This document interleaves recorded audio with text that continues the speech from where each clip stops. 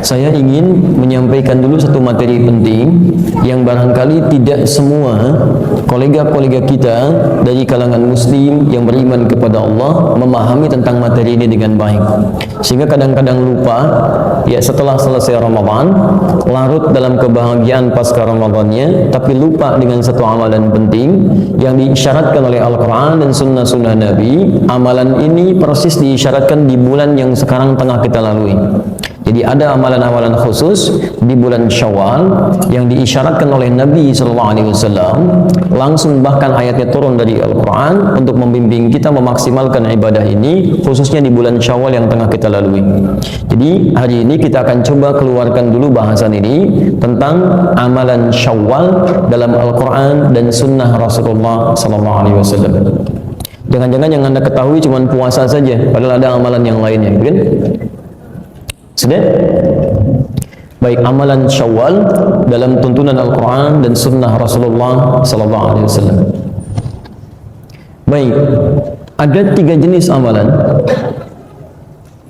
Saya ulang, ada 3 jenis amalan yang diisyaratkan di dalam Al-Quran dan hadis Nabi SAW untuk dimaksimalkan di bulan Syawal. 3 amalan ini, 1 adalah amalan yang dikerjakan di awal Syawal, khususnya tanggal 1 Syawal, di spesifik tanggal 1 Syawal. Walaupun nanti asar itu dampaknya masih menyebar di sekitaran awal-awal Syawal. Mungkin ada yang 2 Syawal, 3 Syawal, 4 Syawal masih mengerjakan itu. Tapi secara spesifik dikerjakan di tanggal 1 atau di hari pertama di bulan Syawal. Amalan kedua, yaitu amalan yang dikerjakan di bulan Syawal, terbuka dari awal Syawal sampai akhir Syawal. Terbuka dari awal Syawal sampai akhir Syawal di luar tanggal 1 Syawal. Dari tanggal 2 sampai dengan akhir Syawal, misal 30 Syawal. Jadi kalau kemarin Ramadan 29 hari, berarti Syawalnya sekarang 30 hari. Jadi dari tanggal 2 sampai tanggal 30 ini terbuka amalan ini. Dan ini cuma di bulan Syawal, Pak. Jadi kalau antum nggak dapat bulan ini, antum harus tunggu tahun depan. Dan belum tentu hidup tahun depan, ya. Jadi kalau kehilangan yang ini, kita belum tentu berpeluang mendapatkan tahun yang akan datang. Yang ketiga, amalan yang dilakukan di bulan Syawal, tapi tidak dibatasi berhenti di akhir Syawal, berlanjut terus sampai pasca Syawal. Dimulai di bulan Syawal, saya dikerjakan, dimaksimalkan di bulan Syawal, diteruskan pasca Syawal. Ini cukup menarik urutannya ya. Kalau yang pertama pembuka Syawal, tanggal 1-nya aja atau awal Syawalnya. Yang kedua sampai akhir Syawal di luar tanggal 1-nya. Yang ketiga dimulai dari bahkan Syawal sampai lewat Syawal, Dzulqi'dahnya, Dzulhijjahnya, Al-Muharramnya sampai ketemu Syawal yang akan datang lagi. Paham sampai sini? Baik. Pertama, amalan di awal Syawal yang terkhusus tanggal 1 saja. Isyaratnya ada di Quran, pertama surah kedua Al-Baqarah ayat 185.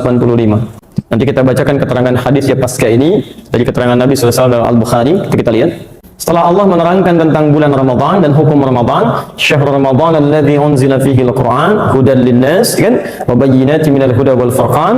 Kemudian terus setelah menerangkan hukum puasanya, maka di ujungnya, lihat ujung kalimat, ujung ayatnya, walitukabbirullaha ala ma hadakum wa la'allakum tashkurun. Apa tujuan kita menunaikan ibadah puasa setelah selesai kita berpuasa itu? Supaya, satu, kata Al-Quran, Anda bisa meningkatkan takbir atas hidayah yang telah Allah berikan selama Ramadan. Kemudian yang kedua, meningkatkan syukur atas segala nikmat pemberian yang Allah telah anugerahkan selama Ramadan. Selama Ramadan Allah berikan kita hidayah, petunjuk untuk berubah. Bukankah sebelum Ramadan, mohon izin ya, mohon izin, fokus salat kita kadang-kadang di fardu aja. Bahkan ketinggalan fardu pun perasaan kita masih biasa. Bukankah saat Ramadan itu muncul, jangankan fardu, salat sunnah ketinggalan aja kita merasa gelisah? Anda ketinggalan tarawih aja kan udah nggak tenang tidur kan? Padahal tarawih hukumnya sunnah kan? Kita dipaksa untuk berubah. Sebelum Ramadan ada orang minta di depan mata kita, belum tentu diberi. Tapi saat Ramadan kan yang nggak minta pun Anda catat, Anda cari. Dari mana fakirnya, di mana miskinnya, saya pengen ikut bakti sosial Ramadan tuh. Ya Allah kasih kita arah untuk berubah.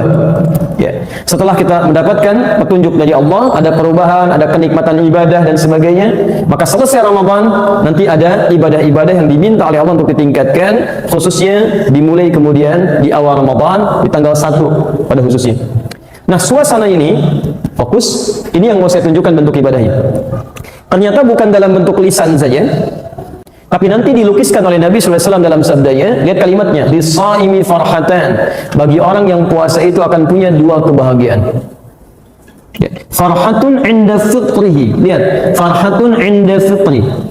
Suasana ibadah ini disebut oleh hadis Nabi dengan istilah farhah. Farhatun, ibadah yang penuh dengan kebahagiaan. Inda fitrihi. Fitrun, kalimatnya fitrun. Hari pertama di bulan Syawal disebut dengan hari apa? Masih ingat?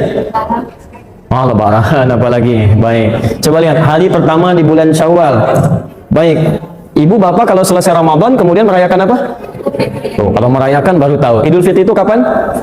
1 Syawal. Jadi 1 Syawal disebut apa?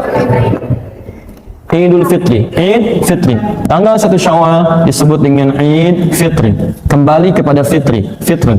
Bukan kembali cari fitri, bukan. Lihat sini. Kembali kepada fitri. Apa tafsiran dari fitri? Hadis Nabi. Dari mana tafsiran hadis Nabi ini? Dari ayat Quran. Ini yang mau saya terangkan. Jangan-jangan selama 1 Syawal kemarin kita tidak bisa memaksimalkan petunjuk Nabi ini, yang hasilnya seharusnya kita teruskan sampai hari ini. Walaupun itu dimulai ibadahnya di tanggal 1-nya saja. Paham? Baik. Lis-shaimi farhatan. Bagi orang yang puasa itu punya dua kebahagiaan. Amalan pertama ini disebut oleh Nabi sebagai amalan yang menghasilkan bahagia. Jadi orang mengerjakannya bahagia. Ini agak unik nih. Satu-satunya ibadah kata Nabi yang saat dikerjakan itu orang semua bahagia. Hampir nggak ada yang mengeluh, bahagia. Sebagai contoh begini, tidak semua ibadah ketika dikerjakan suasana hati bahagia semua, tidak semuanya. Bapak kalau sholat bahagia nggak? Halo? Ibu kalau sholat bahagia nggak? Enggak, Masya Allah. Mau bilang bahagia takut salah, mau bilang enggak keterlaluan gitu kan? Baik. Tapi begini, biasanya kalau orang bahagia itu, jangankan ditunaikan, dengan informasinya aja sudah gembira. Antum dapat berita, anak antum lahiran, baru beritanya aja, belum pegang anak ya kan sudah gembira kan? Jadi umumnya bahagia itu ketika mendapat infonya, walau belum dikerjakan, itu sudah ada rasa kepada hati. Kalau orang sholat bahagia, panggilan sholat apa? Azan, dengar azan aja pasti bahagia. Allahu Akbar, Allahu Akbar. Ya, kok udah 2 lagi? Cepet amat ya. Nah, ini ada menunjukkan suasana hati yang berbeda gitu. Jelas ya? Ini ada suasana hati berbeda. Ini ada yang unik. Tapi yang ini kata Nabi, baik yang khusyuk ataupun yang tidak khusyuk, itu ikutan bahagia Pak. 1 Syawal ini. Ini baik orang yang Ramadannya maksimal, yang tidak maksimal, pokoknya ketika sampai 1 Ramadan, itu sama ikut bahagia. Apa amalannya? Baik. Kata Nabi, farhatun inda fitrihi. Amalan yang pertama, kebahagiaan itu diraih ketika dia menemukan fitrinya. Ini. Apa tafsiran dari fitri, teman-teman sekalian, Bapak dan Ibu? Itu bisa dibagi kepada 3 amalan utama berdasarkan ayat dan hadis Nabi SAW. 3 tafsiran ini. Tafsiran pertama, 1, bisa diartikan dengan makanan. Makanan. Kemudian prakteknya disebut dengan iftar. Iftar. Bukankah antum saat puasa kalau masuk maghrib kan disebut iftar ya? Ya iftar dulu, iftar jema'i. Apa artinya iftar? Asalnya bukan buka, asalnya makan. Nggak pakai makan. Jadi makanan pertama kali yang dimakan, baik, makanan pertama kali yang dimakan, yang kita nikmati itu disebut dengan iftar. Ya jelas ya, makanya sarapan disebut futur dalam bahasa Arab. Karena itu yang pertama kita makan. Di saat Anda puasa, Anda tahan lapar dan haus, tidak makan minum dari sejak subuh, kan? Kemudian sampai maghrib Anda makan, pertama kali Anda makan itu yang disebut dengan iftar. Padahal belum tentu kemudian, mohon maaf ya, yang kita nikmati itu bisa macam-macam, belum tentu semuanya sama. Tapi poinnya, kenapa disebut dengan iftar? Ingin menunjukkan ada sesuatu yang dimakan atau dinikmati. Bisa makanan, bisa minuman. Sudah sampai sini?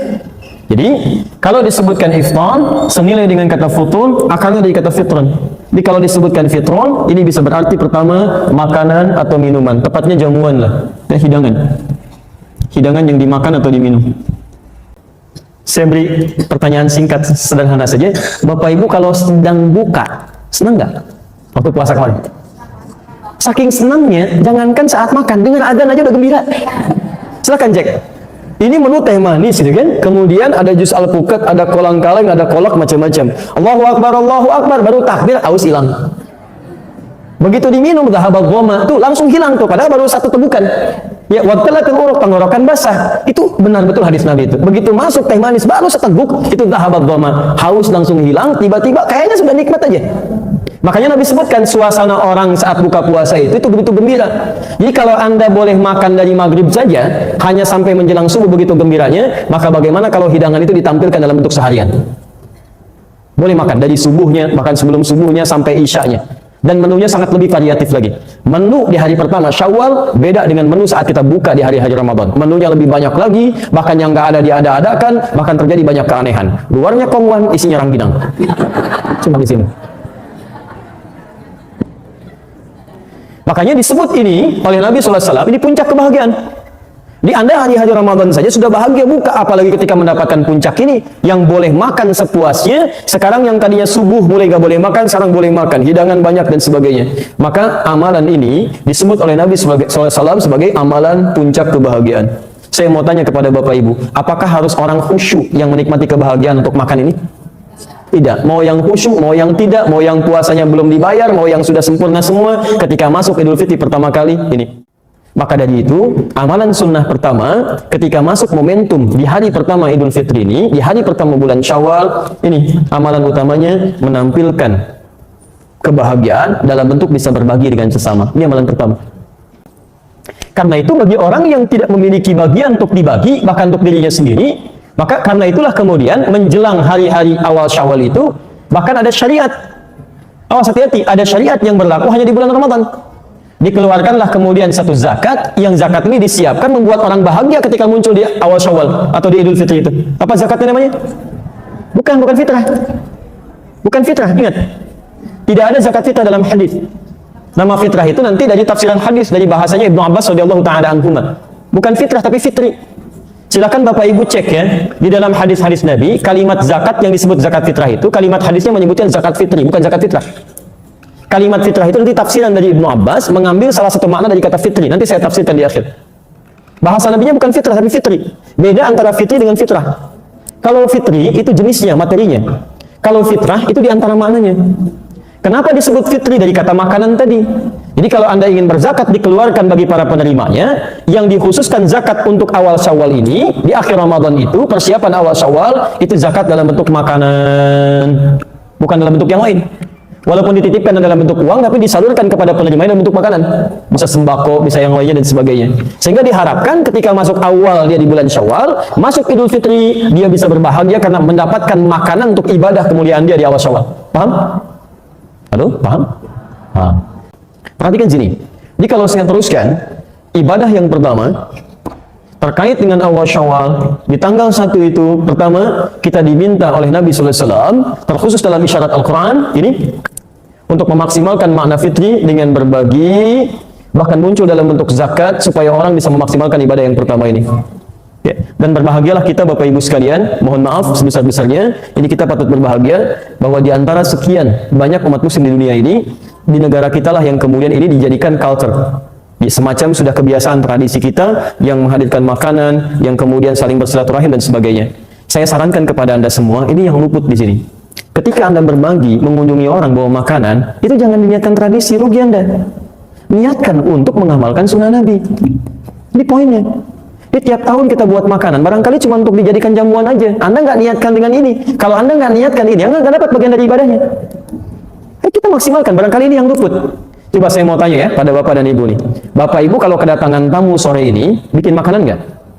Bikin minuman? Kenapa? Karena ada tamu. Lihat, Nabi mengajarkan bukan ada tamunya. Karena Nabi perintahkan kita untuk bikin itu. Ini bagi orang beriman itu, lihat kalimatnya. Anda kalau belajar Al-Arba'in An-Nawawiyah hadis nomor 16, lihat kalimat Nabinya. Man kana yu'minu billahi wal yaumil akhir falyukrim dhaifah. Siapa yang merasa beriman pada hari Allah dan hari akhir, maka muliakan tamunya. Jadi saat kita menyambut tamu dengan makanan itu bukan karena tamunya mau datang, karena Allah perintahkan kita untuk bikin makanan. Kalau Allah nggak perintahkan, sekalipun dia datang serombongan, saya nggak akan bikin kalau Allah nggak perintahkan. Tapi karena Allah perintahkan saya bikin makanan, saya buatkan. Karena Nabi perintahkan saya hidangkan minuman, saya perintahkan. Jadi ketika kita mengerjakan berdasar perintah Allah, bukan cuma makanan yang dihidangkan, bukan cuma adab yang dihadirkan, tapi ada pahala yang dituliskan di situ. Saya beri contoh gini. Kalau Bapak Ibu misal kedatangan tamu malam-malam jam 2, Assalamualaikum, Assalamualaikum, dibuka nggak? Why? Susah juga. Baik, saya mau ambil level Nabi, Rasul. Ya, ini Nabi, Rasul, saya ulang ya. Ini Nabi, Rasul, kemudian bukan cuma Nabi Rasul, dekat dengan Allah. Saking dekatnya punya gelar Khalilullah. Ya, punya gelar Khalilullah, yang sangat dekat dengan Allah. Bahkan dari keturunannya, hampir semua jadi Nabi, Pak. Istri pertamanya Sarah melahirkan Nabi. Ya, jadi Ibrahim alaihissalam menikah dengan Sarah, melahirkan Ishak. Dari Ishak turun Yakub, dari Yakub turun Yusuf. Sejaman dengan Yusuf, familinya ada Nabi Zakaria. Nabi Zakaria dari sepupunya Imran. Imran menikah dengan Hannah, turun Maryam. Maryam lahir Isa. Sisi yang lainnya lagi, nanti ada Musa, ada Daud, ada Sulaiman dan seterusnya. Menikah dengan Hajar. Sebelum lahirnya Ishak, lahir Ismail dari rahim Hajar alaihissalam. Dari Ismail muncul Nabi Muhammad SAW. Kalau anda urut ketemu sampai ke Nabi Ismail, Muhammad bin Abdullah bin Abdul Muttalib bin Hashim bin Abdul Manaf bin Qusay bin Murrah bin Kilab bin Ka'ab bin Ghalib bin Fihr bin Malik bin Nadar bin Kinana bin Khuzaimah bin Mudrika bin Ilyas alaihissalam bin Nizar bin Mudar bin Ma'ad bin Adnan bin Adi bin Adri bin Muqawwam bin Nahur bin Tariq bin Ya'ruf bin Yasjub bin Nabit bin Ismail alaihissalam bin Ibrahim alaihissalam. Saya ingin katakan, ada seorang Nabi, seorang Rasul, dekat dengan Allah, surganya jelas, anak-anaknya hampir semuanya Nabi dan Rasul. Begitu kedatangan tamu malam-malam, diterima oleh beliau. Antum Nabi bukan, Rasul bukan, belum tentu dekat dengan Allah, keluarganya nggak semua jadi Nabi, kedatangan tamu malam-malam, Masya Allah. Nabi Ibrahim yang jelas surganya, diterima. Antum yang belum jelas, masih menerima. Baik, saya mau kasih ilustrasi begini. Yang saya maksudkan begini. Yang saya maksudkan, karena ini perintah Allah. Kalau sudah perintah Allah, jangankan kita, Nabi aja ngerjakan. Quran surah 51, ayat 24, sampai ayat 30-nya. Posisi paling kanan sebelah bawah. Lihat, saya bacakan ayatnya. Hal ataka hadithu dhaifi Ibrahim al-mukramin. Pernahkah Anda dengar kisah tentang Nabi Ibrahim yang kedatangan tamu malam-malam? Tapi dimuliakan. Iddakhalu alaihi faqalu salama. Tiba-tiba masuk malam-malam, kalau kita ilustrasikan bukan tamu biasa, bukan 1-2 orang, agak banyak. Taruhlah rambutnya agak panjang, jubahnya putih gitu kan. Tengah malam. Iddakhalu alaihi, datang kepada beliau, faqalu salama. Mereka mengucapkan Assalamualaikum, Assalamualaikum. Antum taruhlah berani kan? Ada yang mengucapkan malam-malam jam 2 tuh, Assalamualaikum, Assalamualaikum, Masya Allah. Dijawab tidak? Oh jangan, salah kalau nggak dijawab, dosa. Sebab mengucapkan salam hukumnya sunnah, menjawab hukumnya wajib. Quran surah keempat ayat 86. Wa idza hayyitum bi tahiyyatin fahayyu bi ahsana minha. Kalau ada orang mengucapkan salam, maka jawab, hukum menjawabnya wajib dengan yang lebih baik. Jadi kalau pun antum belum buka, minimal antum jawab. Assalamualaikum, Waalaikumsalam, Assalamualaikum, Waalaikumsalam, kan? Masya Allah. Ini begitu dibuka, Bu, Pak. Allahu Akbar. Qaumun munkarun. Ini orang asing. Saya tidak kenal. Kalau orang asing berarti capek, bukan orang sini. Telah menempuh perjalanan panjang. Perhatikan, saya ingin tunjukkan bagaimana seorang Nabi Ibrahim ini begitu sangat dekat dengan Allah sampai memuliakan tamunya luar biasa. Kalau dari jauh berarti lelah, saya tidak boleh banyak tanya. Dipersilahkan langsung masuk, istirahat. Beliau sendiri faragha ila ahlihi, datang ke istrinya Sarah, bertanya, ada menu terbaik apa untuk tamu kita malam ini? Ketika tidak ditemukan sisa makanan, faja'a bi'idlin samin, itu masih sempat-sempatnya Pak, nyari lembu di belakang, sembelih dulu. Jadikan gulai. Itu bisa bayangkan. Memang masalah mulai muncul, faqarabahu ilaihim, begitu dihidangkan kepada tamu-tamu ini, nggak disentuh. Jangankan dimakan, disentuh tidak, begini aja. Qala ala ta'kulun, berkata beliau, kok nggak dimakan? Diperhatikanlah secara seksama dari atas sampai ke bawah. Allahu Akbar, tengah malam, rambut panjang, jubah putih, lihat ke kaki, kaki nggak napak ke lantai. Ternyata malaikat yang sudah menyamar. Baik, bagaimana situasi antum kalau begitu tuh? Fa'ujasa minhum khifah, maka mulai khawatir. Agak ketakutan. Jadi Nabi pun pernah takut, itu biasa. Yang salah itu yang larut dalam ketakutan. Ya, qalu la takhaf wa basyaruhu bi ghulamin alim. Saya mau kasih rahasia di sini. Ini puncaknya. Lalu mereka berkata, kamu enggak usah takut. Selama kita dekat dengan Allah, mengerjakan sesuatu karena Allah, maka Allah akan berikan ketenangan saat kita hadir dalam ketakutan. Tapi yang paling hebat, ketika Anda bisa memuliakan tamu karena Allah, sekalipun dia tidak mengharapkannya, maka Allah akan balas Anda dengan sesuatu yang luar biasa. Lihat kalimatnya. Bukankah tadi Nabi Ibrahim tinggal di rumah siapa? Coba cek. Sarah. Sarah punya anak atau tidak? Punya. Siapa nama anaknya? Ishak. dalam posisi tadi beliau belum mendapatkan keturunan. Sarah itu divonis, mohon maaf ibu, mohon maaf, divonis monofos, divonis mandul, tidak mungkin punya keturunan secara medis dan klinis. Begitu Nabi Ibrahim mengamalkan amalan tadi, lihat, memuliakan tamu, dilakukan karena Allah, tiba-tiba tamu itu mengatakan, "Wabasyaruhu bighulamin alim." Allah balas kebaikan Anda dengan memberikan kabar, Anda akan punya anak dari Sarah, anak yang sangat cerdas. Istrinya kaget dengar itu dari belakang. Fa'aqbalat imra'atuhu fi sarratin fasakkat wajhaha wa qalat ajuzun aqim. Istrinya yang mendengar tadi tiba-tiba kaget histeris, memukul pipinya, mengatakan, "Apa yang seperti ini masih punya keturunan?" Qalu kadzalika qala rabbuk. Kemudian mereka berkata, ini ketetapan Allah. Innahu huwal hakimul alim. Kalau Allah sudah tetapkan, itu yang paling bijak, yang Allah sangat mengetahui. Teman-teman, barangkali antum ketika menjamu orang lain, memberikan makanan sekecil apapun, ketika Anda niatkan karena Allah, mungkin itu wasilah bagi Anda untuk mengabulkan doa-doa Anda. Ketika Anda niatkan sebagai ibadah. Ini tidak ada ruginya ketika Anda menjamu orang lain, niatkan bagian dari ibadah. Jangan-jangan cuman bikin, diminum pulang. Kalau cuman seperti itu, jangankan antum, non-muslim pun bisa mengerjakan itu. Demi Allah saya katakan, antum silahkan bertamu kepada teman-teman non-muslim. Demi Allah saya katakan, mereka pun akan menjamu antum. Gimana perbedaannya? Pada kalimat iman. Ini. Maka niatkan, itu spirit tanggal 1 Syawal itu, spiritnya adalah contoh kepada kita agar berbagi kebahagiaan dengan siapapun dan diniatkan ini sebagai ibadah karena Allah Subhanahu wa taala. Ini poin. Coba antum yang masih mengunjungi itu, kunjungi paman, kakek, nenek, ibu, ayah, bawa makanan, bawa macam-macam, diniatkan apa itu? Ini bagian pertama. Dan disambung dengan takbir. Ya. Perbanyak takbir, perbanyak takbir. Hari pertama, hari keberapa kita bertakbir di bulan Syawal? Hari pertama. Awas jangan terlampau soleh ya, hari pertama. Kalau Idul Adha, tambah hari kedua, ya, hari ke-11, 12, 13. Jadi 10 Dzulhijjah antum takbir, 11 takbir, 12 takbir, 13 takbir. Yang bersama-sama di masjid dan sebagainya. Tapi kalau Idul Fitri, spirit takbirnya di hari pertama. Allahu Akbar, Allahu Akbar. Coba tunjukkan pada saya. Demi Allah saya katakan, saking bahagianya orang takbir. Jangankan nunggu subuh, habis maghrib pada takbir, Pak. Jangankan orang dewasa, anak kecil yang gak ikutan puasa, ikutan takbir. Makanya benar ketika Nabi menyebutkan suasana fitri itu suasana kebahagiaan, dihadirkan dengan ini. Tapi yang mau saya tunjukkan, coba cek ya, sampai hari ini. Tadi kan saya katakan, ini amalan di hari pertama, tapi akarnya, dampaknya terus melewati waktu-waktu pasca hari pertama, kedua, dan seterusnya. Sekarang perhatikan, mohon izin, fokus. Takbir ini disebutkan oleh Quran, ana mahadakum, setelah Allah memberikan hidayah untuk kita berubah. Jadi ketika Anda mengatakan Allahu Akbar, itu kalimat di lisan, komitmen supaya Anda bisa berubah. Jadi lebih baik. Jadi kalau lisan Anda mengatakan Allahu Akbar, Allah, tapi Anda nggak mau berubah pasca Ramadan, Anda butuh kalimat apa lagi? Fir'aun saja nggak sanggup mengucapkan Allahu Akbar, padahal Allah kirimkan 2 nabi. Sekarang Anda, Nabi Muhammad cuma 1 sudah meninggal, lisan Anda digerakkan mengucapkan kalimat takbir. Anda bisa mengucapkan, tapi Anda nggak mau berubah. Anda perlu dikasih apa lagi? Dan hebatnya antum ucapkan itu pada hari pertama. Walaupun berat di lisan antum, tapi masih keluar juga. Dan ada yang ringan, Allahu Akbar, Allahu Akbar, Allahu Akbar. Perhatikan, Quran surah kedua ayat 185 menyandingkan kata Allahu Akbar takbir dengan kata hidayah. Walitukabbirullah, dan Anda bertakbir kepada Allah itu ala ma hadakum, karena Allah telah memberi jalan pada Anda untuk berubah. Sekarang jalan itu sudah diberikan di lisan Anda, tinggal pilihan kita mau berubah atau tidak.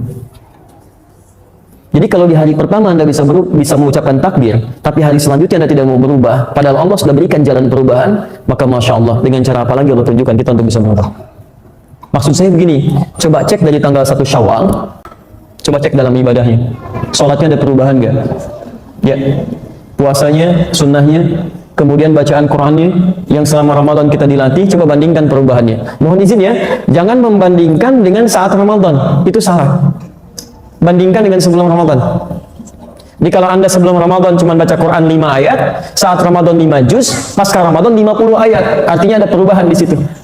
Kalau saat Ramadan wajar karena momentumnya berbeda, suasananya lain, semangatnya berbeda. Bandingkan dengan sebelum Ramadan, di situ kita mendapatkan bagian gambaran-gambaran kebaikannya. Paham sampai sini? Baik. Jadi itu yang kedua. Tafsir ketiga. Wala'allakum tashkurun. Orang yang berhasil kemudian puasa Ramadannya, dia membuktikan pada bulan Syawal dengan mengerjakan amalan Syawal, meningkat syukurnya kepada Allah. Ini poinnya. Kalimat syukur. Masya Allah. Ini kalau Anda belajar tafsir Quran dengan lebih dalam lagi, kita selalu menemukan bahwa pengetahuan kita itu selalu sempit. Lebih luas lagi. Satu, tadi makanan. poinnya bisa berbagi. Kedua, bisa mengucapkan takbir. Poinnya ada perubahan. Meningkat syukurnya. Lihat ujung ayatnya. Quran surah kedua ayat 185. Wala'allakum tashkurun. Dan supaya kalian bertambah syukurnya kepada Allah Subhanahu wa taala. Maaf, kalau syukur itu korelasinya dengan apa?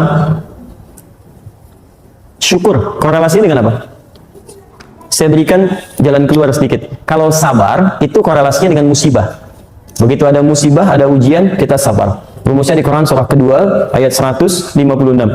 Alladzina asabatuhum musibah, idza asabatuhum musibah qalu inna lillahi wa inna ilaihi rajiun. Siapa yang kena musibah itu? Yaitu orang yang sabar. Ayat 155-nya. Posisi paling kiri sebelah atas. Lihat kalimatnya. Wala nabluwannakum bisyai' minal khauf wal ju' wal naqsi minal amwal wal anfus wath thamarat wa basyiris sabirin. Sabar berbanding lurus dengan musibah ujian. Kalau syukur biasanya dengan apa? Nikmat. Dari mana tahu ya? Wallahu a'lam. Syukur berbanding lurus dengan nikmat. Dari mana taunya? Quran surah ke-14 ayat ke-7. Ibrahim. Quran surah ke-14 ayat ke-7. Lihat kalimatnya, la in syakartum la azidannakum. Kalau Anda bersyukur kepada Allah, maka nikmat Anda yang Allah berikan kepada Anda, yang Anda dapati akan ditambah. Nah, sekarang lihat rumusnya, kembalikan, ini tidak mudah memahami ya. Syukur korelasinya berbanding lurus dengan nikmat. Di awal Syawal, saat Idul Fitri itu diisyaratkan oleh Quran, Anda akan banyak bersyukur. Maka isyarat pertama, di awal-awal Idul Fitri itu, Anda kemungkinan akan memperoleh peningkatan nikmat. Silahkan cek. Bukankah saat awal-awal Idul Fitri ada yang bertambah dalam kehidupan kita? Baik. Makanan bertambah, pakaian berganti, gitu kan? Baik. Bukankah di awal Syawal Idul Fitri ada penambahan nikmat bagi kita? Ada kiriman makanan, ada pakaian, anak kecil dapat uang, dapat macam-macam dan sebagainya. Masya Allah, yang dapat anaknya, yang ngambil ibunya gitu kan, dan seterusnya. Baik, kapan itu dapatnya? Idul Fitri. Tanggal berapa? 1 Syawal. Lihat, ini mau saya sampaikan. Korelasi nikmat yang diperoleh, yang dicontohkan miniaturnya di hari pertama bulan Syawal, tujuannya bukan untuk dikumpulkan. Jadi ketika Anda mendapatkan makanan, dapat uang, dapat ini, dapat itu, latihlah dari mulai dini kepada anak kita, termasuk pribadi kita. Semua titipan itu bukan untuk dibanggakan, tapi la'allakum tashkurun, untuk disyukuri. Dan persoalannya, ternyata bentuk syukur itu tidak hanya terukur dalam kalimat Alhamdulillah. Dapat ini, Alhamdulillah. Dapat ini, Alhamdulillah. Bukan itu poinnya. Tidak pernah disebutkan syukur dalam kalimat-kalimat fiqih, kecuali menunjuk kepada, ini poinnya, ungkapan kebahagiaan atas nikmat yang diperoleh, ungkapan kebahagiaan atas nikmat yang diperoleh, fokus betul ya, dengan cara menggunakan nikmat dimaksud sesuai dengan ketentuan yang Allah tetapkan.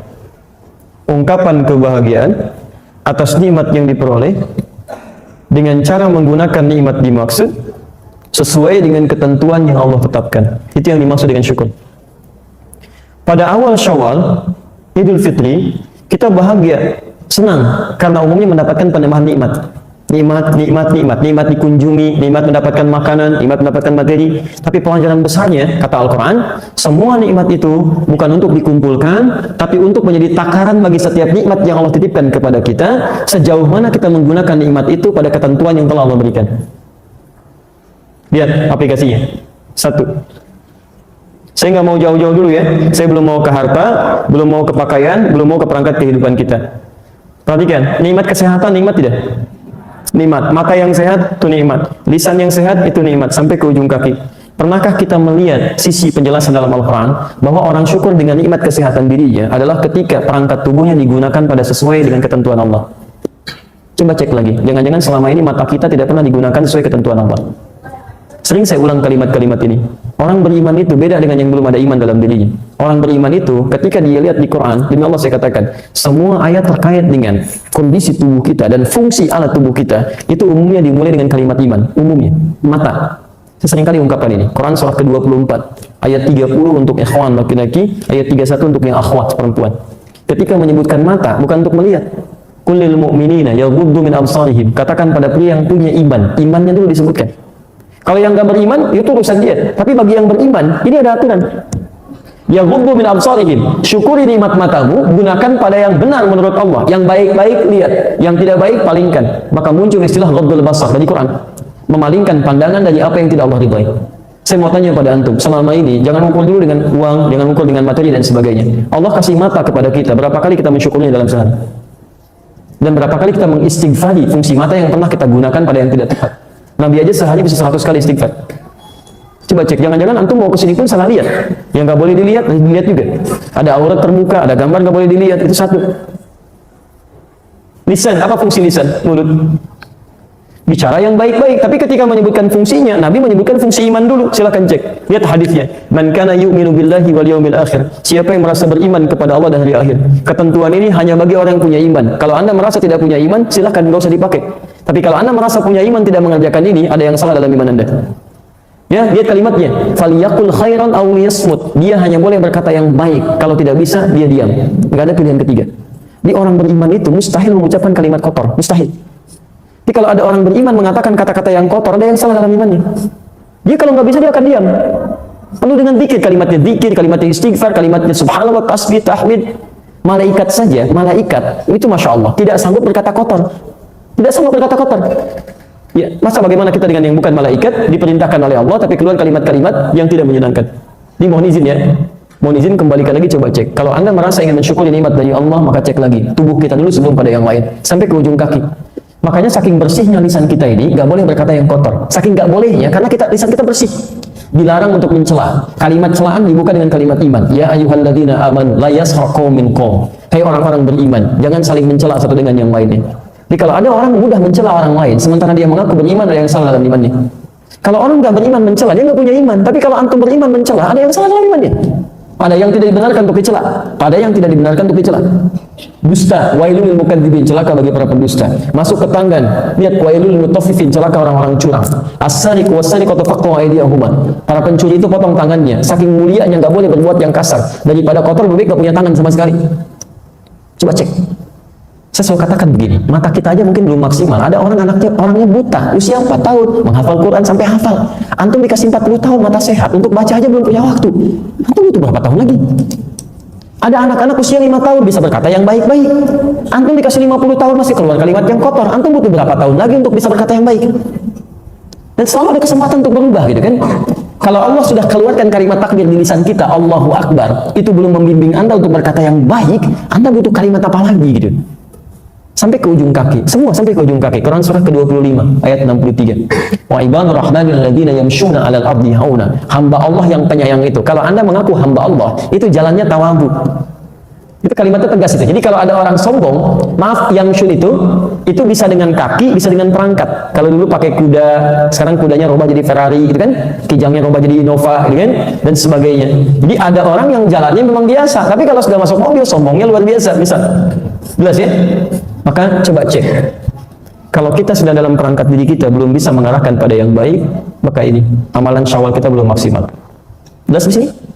Baik, itu baru tubuh kita, belum pakaian, belum harta. Ada orang sepeda aja nggak punya, jarak ke masjid 5 kilo, jalan kaki ke masjid Pak.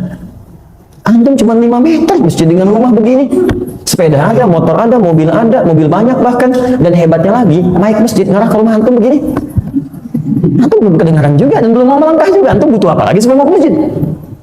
Nah, ini poinnya. Jadi, amalan yang pertama, spirit jadi tanggal 1 itu adalah menunjukkan satu adanya perubahan. Ya, pada diri seorang muslim, dia bahagia ketika masuk tanggal 1 Syawal, bukan bahagia karena puasanya selesai. Ya, nggak ada sahabat bahagia karena puasa selesai. Semua sahabat itu setelah puasa selesai justru menangis, menantikan setiap hari itu bisa Ramadan semuanya. Nggak ada yang bahagia. So, kebahagiaan itu ketika mereka mendapatkan nilai-nilai tadi. Bahagia ketika disebut oleh Nabi bisa berbagi. Bahagia karena mendapatkan petunjuk untuk berubah. Bahagia karena mulai bisa mensyukuri apa yang telah Allah titipkan. Coba cek, jangan-jangan kita bahagianya semuanya. Cuma dengan pakaiannya, cuma dengan makanannya, cuma dengan segalanya. Tapi tidak tampak perubahan dalam diri kita. Maka apa yang kita banggakan di hadapan Allah? Mana kebahagiaan itu?